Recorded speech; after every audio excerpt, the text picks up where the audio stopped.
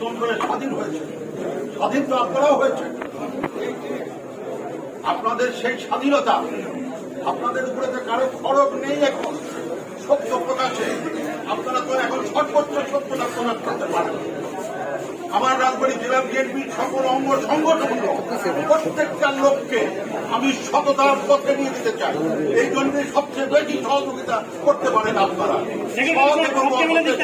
সৎ এবং অসতের পার্থক্য, জুলুমবাজ আর যারা জুলুম করে না, দুর্বৃত্ত আর দুর্বৃত্তের বাইরে আপনারা জানেন আমার বিএনপিকে, রাজবাড়ী জেলা বিএনপিকে কলুষিত করার জন্য নামধারী কিছু লোক যারা তাদেরকে যারা এই গত আন্দোলন সংগ্রামে ছিল না, তারা আমাদের মান সম্মানকে ভূমিষ্ঠিত করার চেষ্টা করছে।